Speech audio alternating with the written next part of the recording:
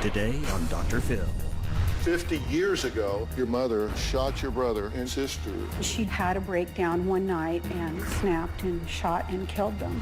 She placed the gun and she pulled the trigger. She tried to shoot you. 3 siblings are dead, but there is one survivor You're looking for a sister. who's been a mystery She is alive, until now. and she's here.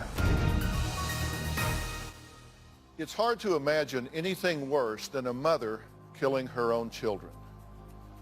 But today we're going to unravel a horrible story that had my first guest narrowly escaping being murdered at the hands of her own mother. Her older brother and sister were, in fact, shot in their sleep.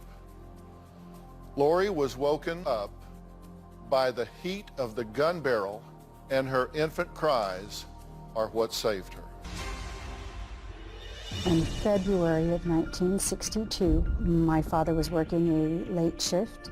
The 3 of us children were at home with our mother. I was 2 months old. Ken Jr. was 10, and Marie was 7. Marie got up about 1 o'clock in the morning. My natural mother sent Marie back to bed, and then she got one of my dad's guns and loaded it and walked into their rooms, and just behind their right ear she placed the gun and she pulled the trigger. When she had fired the gun the first 2 times, the gun barrel had gotten hot. So when she came in to kill me and she placed the gun against my head, it burned me and I started screaming. And she fired and the gun misfired. And at that point, she was done. She called the police and told them that she had just murdered her children. My natural mother, Adelia, was committed to a mental institution, and she did become pregnant. I'm not sure who the father was. That baby was Marlinda. That's the sister that I've spent the last couple of years trying to find. Now, the sister you just heard her reference that she's been looking for the last couple of years, she didn't know existed until 2 years ago. After numerous dead ends, Lori enlisted the help of our good friend Troy Dunn. Now, he's also known as the Locator. So we asked Troy to meet with Lori to try to find out more about what she knew and what she was looking for. I appreciate your faith in sharing your story with me. Your biological mother had killed your siblings. There was a part of you as a young girl that wondered if she would come for you. I thought of it often. Why did she do it? Was I so unlovable that she felt she had to do something like that? That was something I really struggled with, was what was so wrong that she couldn't love us enough. And now you're trying to find your last living sibling. At this point in your life, why do you need this? It's just one more thing that I wasn't told. But to find out that I have another sister was like this gift that had been given to me. Now, before we meet Lori, I want to let you here in the studio audience and at home in on a really big secret. Dr. Phil, Lori doesn't know it yet, but I found her sister Marlinda, and she's in the dressing room right behind me. Now, she can't see or hear anything going on stage, and she is nervous. So I'm going to go in and talk to her right now and find out what she feels about meeting her sister for the very first time. Now, you may be surprised that we're disclosing this to you all now, here, at this point. But what you're about to learn is that there are many twists and turns to this story that are going to leave both sides just reeling to find the right answers and decisions about what to do. Now, all of you here know more than Lori does, because she's getting ready to come out now.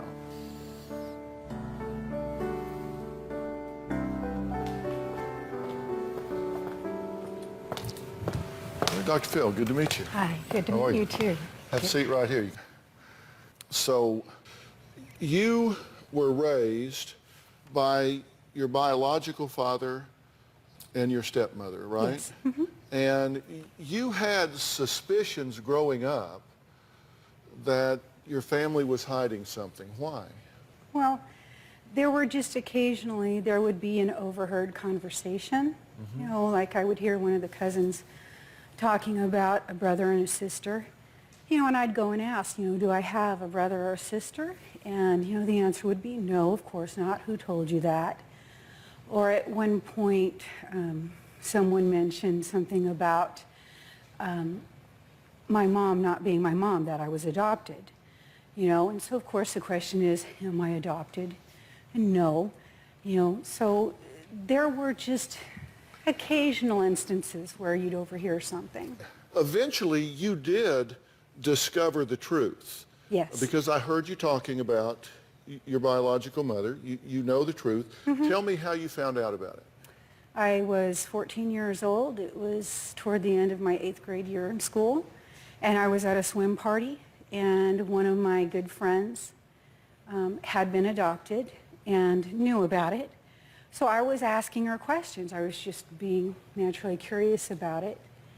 And one of the girls that was at the party said, you know, why are you asking such stupid questions? You're adopted yourself. And it was like, no, I'm not. And she was, oh, yes, my mom and your aunt are friends, and I heard them talking, and your mom was this crazy lady that shot and killed 2 of her kids. And it was just, you know what, you shut up. You don't know what you're talking about. You know, leave me alone. I just got very angry, and the angrier I got, you know, the more she talked, the more detail where I began, you know, to think, this cannot be happening to me. This cannot be true. Who picked you up from the pool party? My stepmom. Did or you my say mom. something to her about it? Yes, we had a conversation on the way home. And what did she say? I wanted to know if it was true, and she said yes. And then she did tell me that I had had a brother and sister, that my dad had been married before, and that my natural mother had a breakdown one night and snapped and shot and killed them. And she said, don't bring this up to your father. Yeah. Why? She said that this, and understandably so, had devastated my father, that had just destroyed him. And so these people had, for 14 years, you had lived a lie, but you continued to with your father. You didn't say anything about it. No. Were you okay with that? No, And then when you went to college, you start looking around and you find old newspaper clippings and articles, and that's when you got a lot of detail, right? I got more detail. Yeah. Were you concerned about having children yourself and concerned about genetic transmission from your mother to you and from you to your children? Yeah, there was a lot of trepidation as far as what type of mother would I be. You know, I had grown up my whole life. That's all I wanted to be, was a mom. Now you're looking for a sister, maybe alive, maybe not. Do you have concerns that she might be like your mother? No. No, I don't. Because at this point, I know. Now, have you in your life struggled with any mental illness issues or any medical issues that might be hereditary? Yes, bipolar. Have you ever had an episode that of either severe depression or suicidal tendencies or a violent outburst or something like that? Violent outbursts and depression, severe depression. So when you say that your bipolar caused violent outburst, give me some detail. What does that mean? Well, a teacher made me mad and I threw a desk at her. What's the emotional journey after you've had one of your episodes? Sometimes I regret it. Sometimes I think, oh, they deserve that. So. Genetic problem. If your sister were alive, what would you want to say to her? That it is such a joy and a gift to me to know that I have another sister. that she's loved and that she's treasured, and that I just so look forward to meeting her and getting to know her. I have children and grandchildren. They want to know their aunt. And I would hope that she would feel the same. What are your concerns, if any, about meeting your biological sister? Well, one thing is, you know, her and I not getting along right off the bat, you know. Why do you think that is?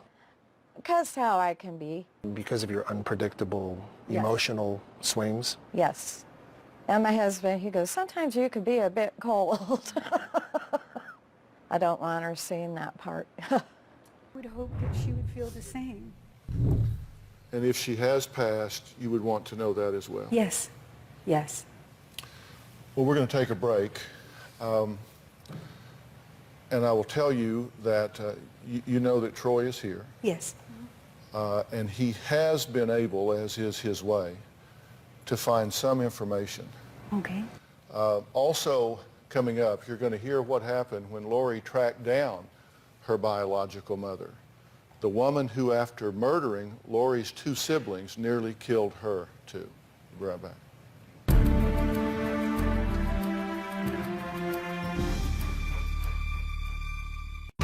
We got a call one evening that my natural mother was at the bus station and could we come get her. I felt absolutely terrified.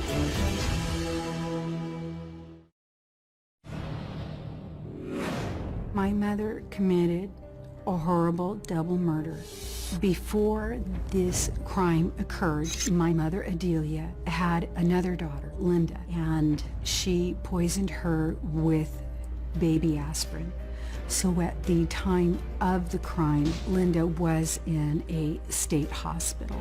She had suffered severe brain damage. Well, the fact that my guest is here today is a miracle. Because 50 years ago, her mother poisoned her sister, Linda, leaving her with severe brain damage, then shot and killed her two other siblings while they slept. Then she went to Lori's crib and attempted to shoot her too, but the gun misfired. Decades passed, and then just 2 years ago, Lori discovered that her mother was in a mental hospital and had given birth to another daughter, Marlinda. And I say mental hospital, she was incarcerated at this point. No one knows what happened to that little girl. So Lori enlisted the help of the locator, Troy Dunn, to find her only surviving sister, if she is even alive. So please welcome Troy Dunn.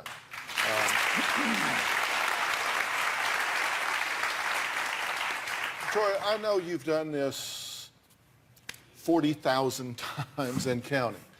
But I cannot imagine a situation in which there were more obstacles than this. You have a woman that has given birth while incarcerated, and there's a mental hospital involved, and all of those rules and regulations where these things are sealed up.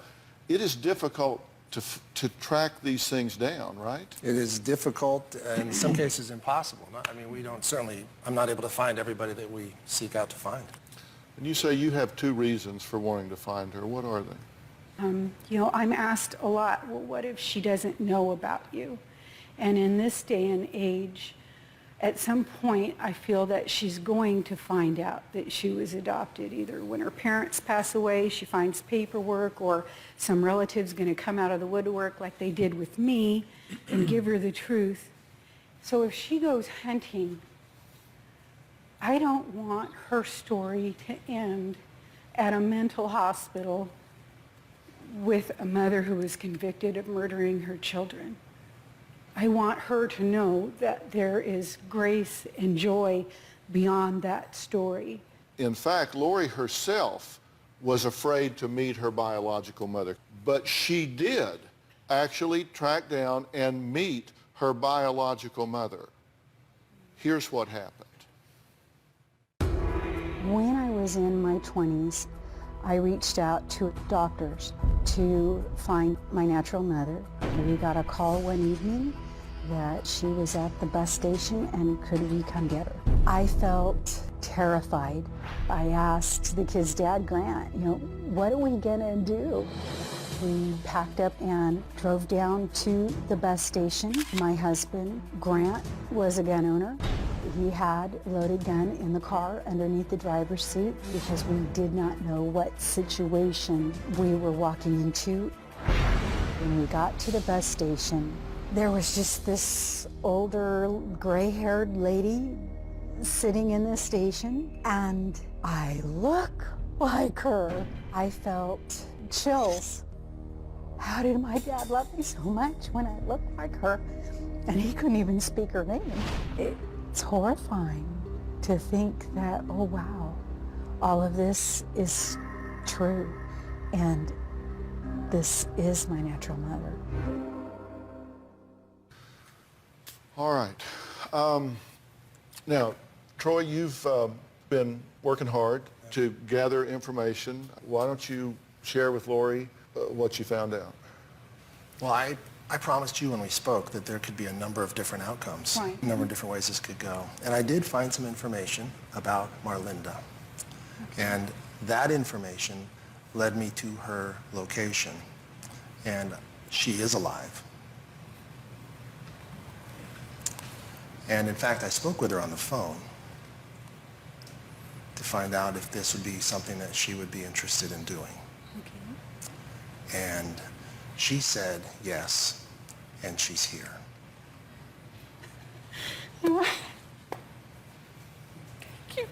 Thank you very much. Are you ready to meet her?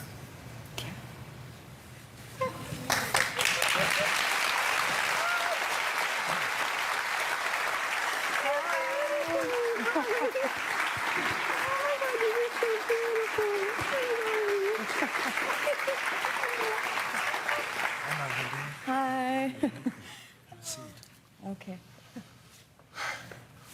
Okay. Well, it's so good to meet you, and it's so good for the two of you to meet. So tell me what you're thinking and feeling right now. Oh, my girls are ready to do a happy dance. I'm just so overjoyed. And You might be interested to know she's about 15 miles from your house. you're Seriously? kidding me. I went around the world, coast to coast, and all I had to do was down the street. How do you feel about meeting your sister? I'm excited. I wanted to meet her. I wanted to see what she looked like, how she grew up, if I had any nieces or nephews. Do you have any idea what happened to your mother, where she is now, what the history of all of that is? I was told she moved to South Carolina. Do you want to know Yeah, oh yeah. where she is and what happened? And Yes, the truth, I think, is important to know. yes. And if you want to know that, then we want to share it with you, and your sister wants to share it with you. So we'll take a break. We'll be right back.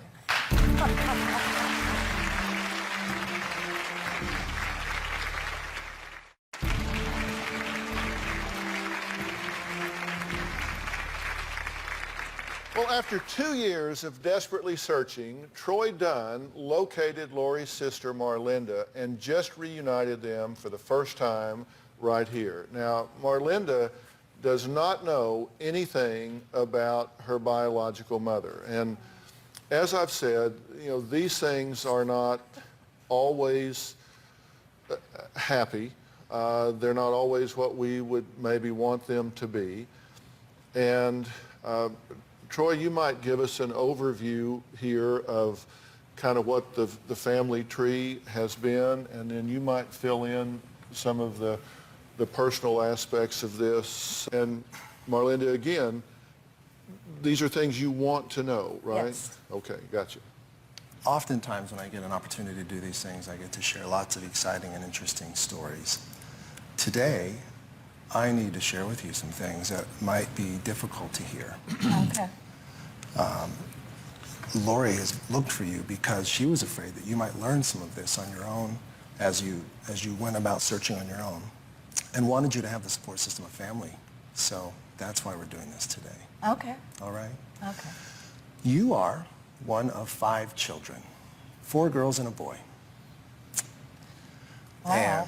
And your mother struggled significantly with mental illness.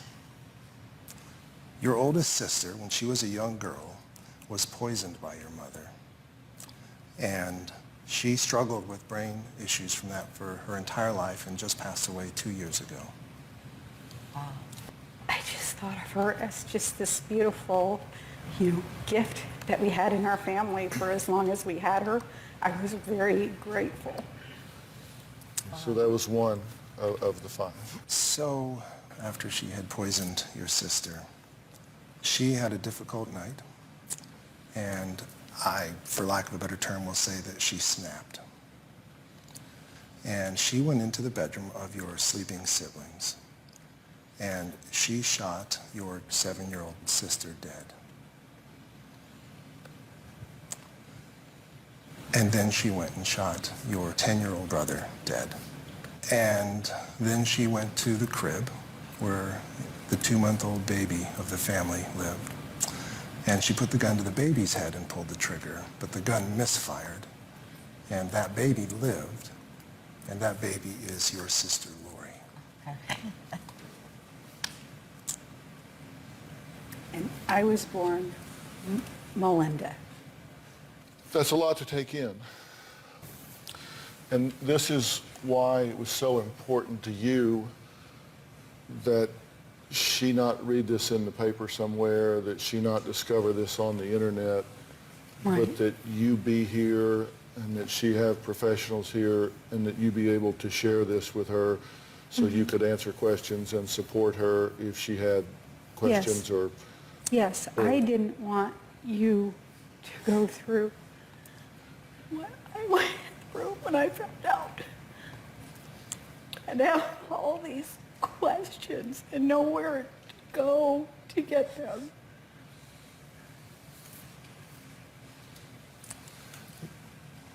I wanted you to know that you're loved and you're valued, and that what you have to say counts and your feelings count.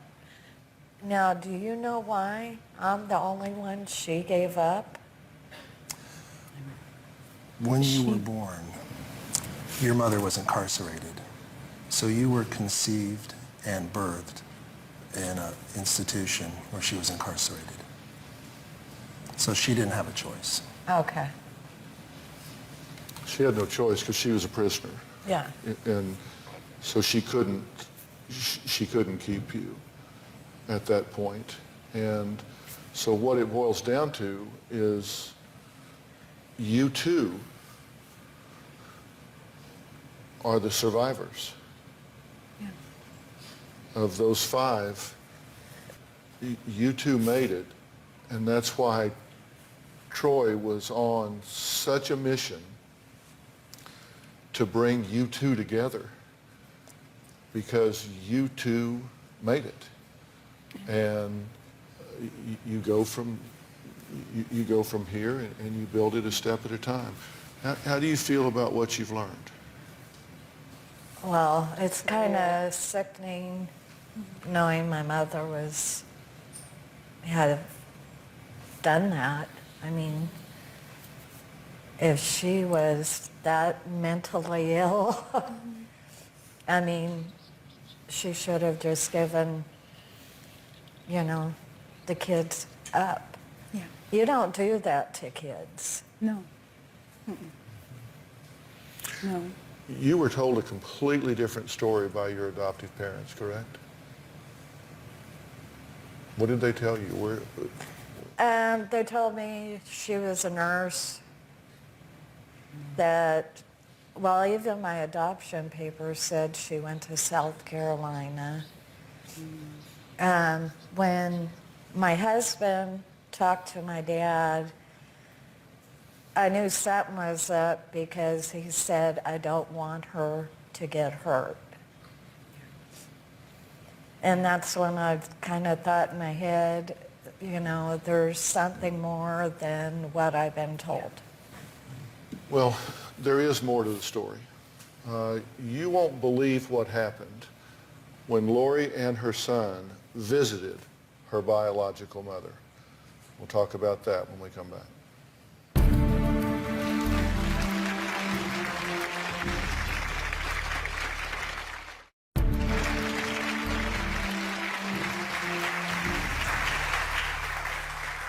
Well, I'm here with Troy Dunn. We're talking to Lori and Marlinda, who have met for the first time in their lives here just a few minutes ago. They're sisters that have survived a very toxic mother, a very toxic family situation.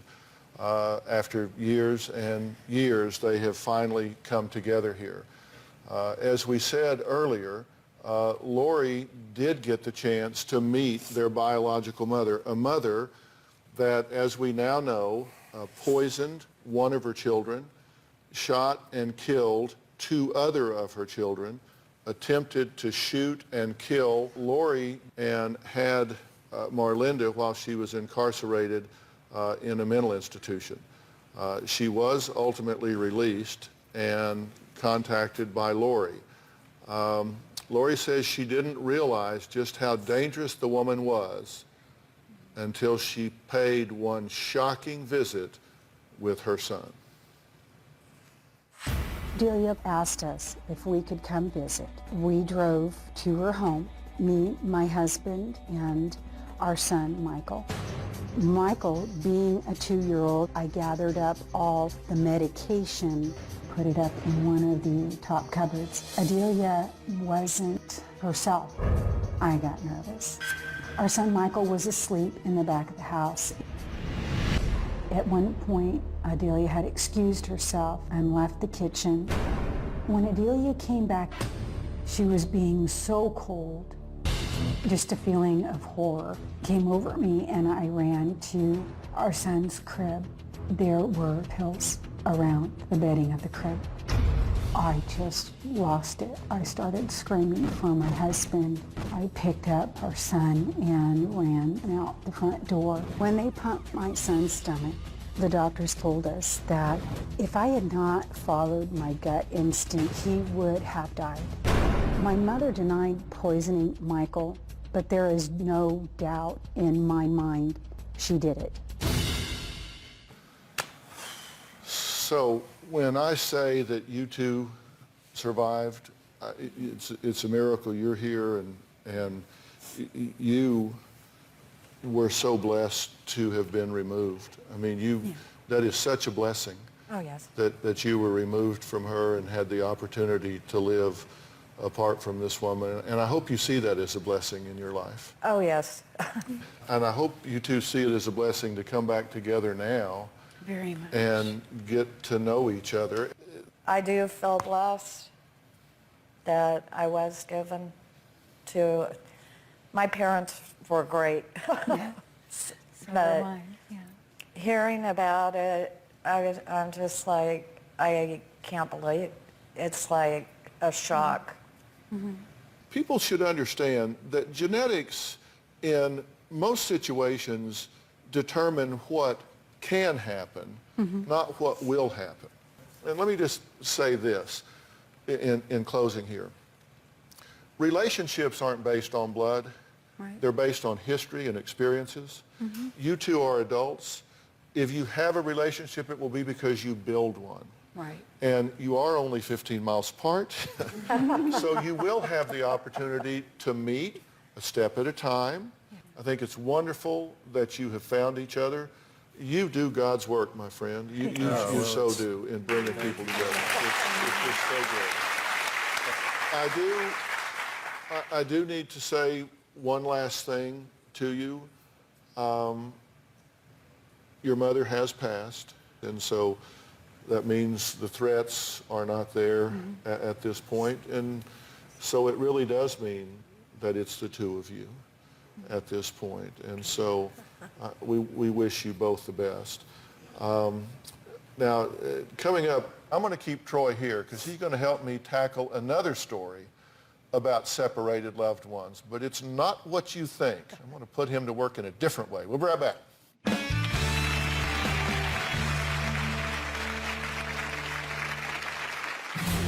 3 weeks after Tim and I were married, I found text messages on his phone from his ex-wife, and he's like, I want you, I want our family back. There were several text messages, at least a dozen, and less than 200.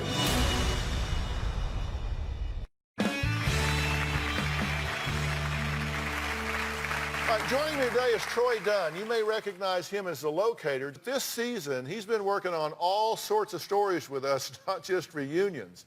This guy has been really bringing families back together for so long, and it doesn't just have to be families that have lost each other in the universe. It can be families that have lost each other emotionally. They've lost each other just in their lives and in this busy workaday world. And I thought, this guy's got too much experience and talent to just be in that one lane. So I've kind of put him on an 8-lane highway here. My next guests have been married, divorced, reunited, separated, reunited again. Now, did you get that?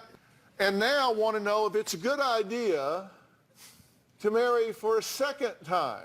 Take a look. Tim is my true soulmate.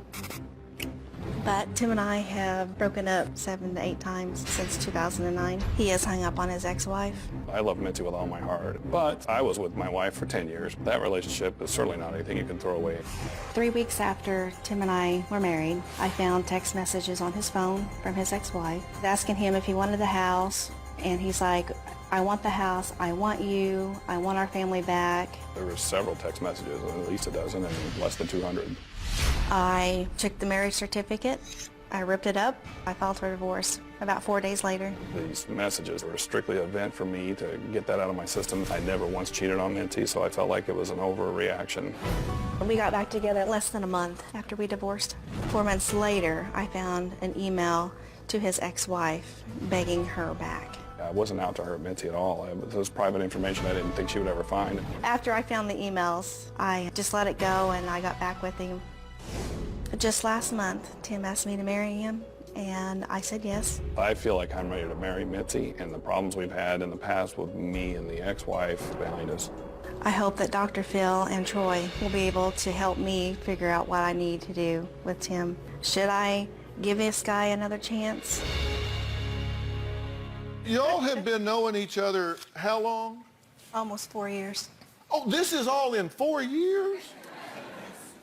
Okay, can we go through the timeline here? Troy, follow me along here. I know, close your mouth. Troy's like, what? Okay, so May 5th of 2009, you guys meet, right? But you've been married before. Correct. Were you married at this time? No. May of 2009, you're divorced. Correct. 1 month later, you move in with Tim. Okay? Right? Correct. Correct. All right. A month later, you move out. I do. How come? Because he still wasn't over his ex-wife.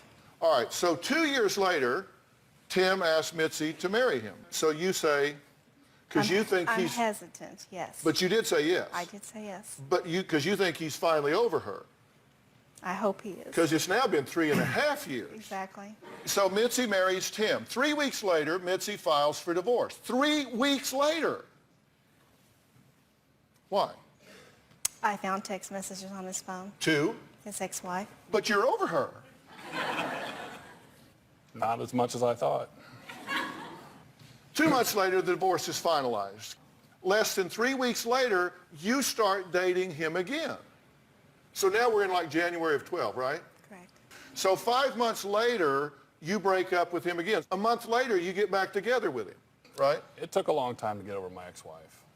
Mitzi is fully in my heart. I love her with all my heart. Mm-hmm. Okay, over the next 6 months, Mitzi and Tim break up 3 more times. So 1 month after another breakup, Tim proposes to Mitzi, and Mitzi says yes. That brings us up till about now. Correct. Okay, so you said yes again. I did. Reluctantly? I'm just afraid to let my guard down. I'm afraid that I'm going to get hurt again. You're worried. I am worried. How long you been married? 25 years this May. How many kids you have? 8. So you're apparently good at it. I am fertile. You have 8 kids. I do. Everybody collects something. Yeah. What do you think of this? As I'm listening, it is funny to hear this crazy life because we're sitting here on the outside, but if I really stick myself in the middle of this and imagine that this is my daughter or my sister, I don't even understand clearly why we're here. I don't understand why you're still here. I love him. What is it you love? Just him. I don't like some of the things that he does. He treats you like yesterday's pizza that he reheats whenever he wants a snack. Boy, he's dogging on you something terrible. He actually talks about true love. Let's hear what you say about true love. I want this to work. I want to believe that I'm the one and only in Tim's life now, but I think if there was a knock at the door and it was Tim's ex-wife, I think he would take her back in a heartbeat. I have a place for my ex-wife, and at the same token, I have a place in my heart for my high school girlfriend. If you have that true love for somebody, I think that always stays with you. Coming up, Mitzi says she wants to know what I think she should do. But I'm not sure she really wants to hear what I have to say, but I'm going to tell her anyway when we come back.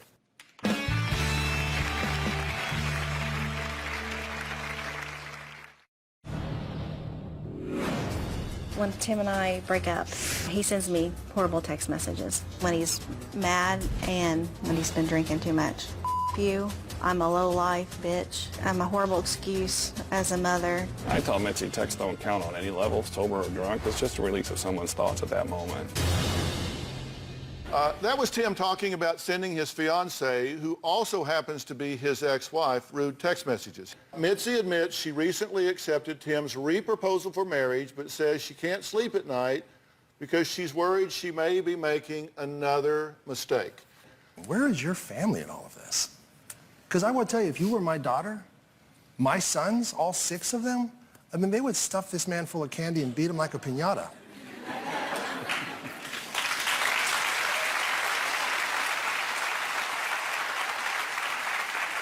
Is your family okay with this? No, they won't speak to me. Because? Your family doesn't speak to you? No, because I'm with him. Would you like a little defense here? Yes. See, I don't think that you should apologize for how you feel. What you have to apologize for is how you behave. See, here's the thing. He loves you when he's with you. He loves you when he's not drinking. I'm sure he's charming. He's a nice guy.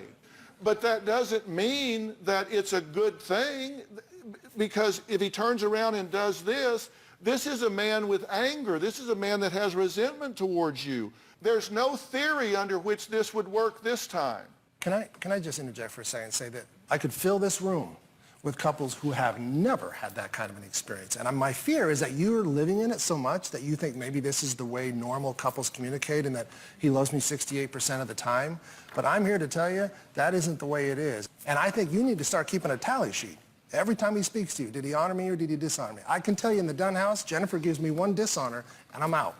So what he says when he's drinking is what he's thinking when he's not drinking. That doesn't mean you're a bad guy, but it means nothing has changed since the last time. Why?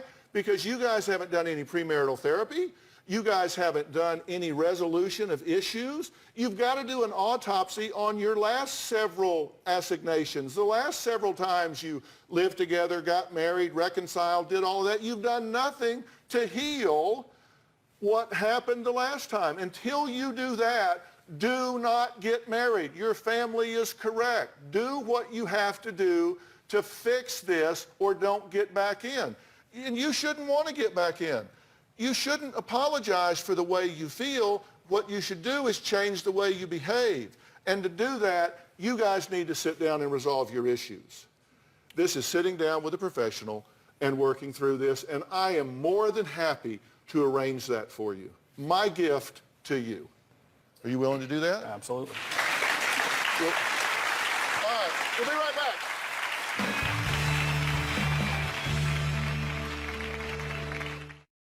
Well, we've been talking about some serious issues today, so I thought it might be time to just cheer you all up a bit. Now, yesterday, Robin told you that she'd be here all this week sharing some of her favorite things from a great social shopping site, OpenSky.com. Yes, they've asked me to be their beauty and health and wellness insider, sort of like a consultant. So I get to select and share products that I really love. And I'm constantly updating my page with them with all my new discoveries, and I think really you should check it out. Now, yesterday I talked about invigorating your skin. Today I'm focusing on hair because, ladies, I want all of you looking your best for the holiday season. And one of my favorite products is this hair dryer and flat iron. It's kind of a combo from Sultra. I don't think I can use any of this stuff.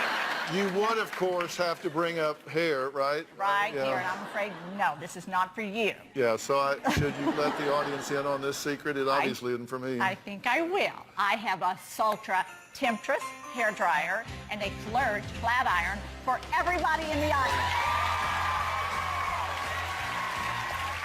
It's all that Seriously, though, the studio audience is a big part of this show, so we really want you to be part of the fun. To get tickets to...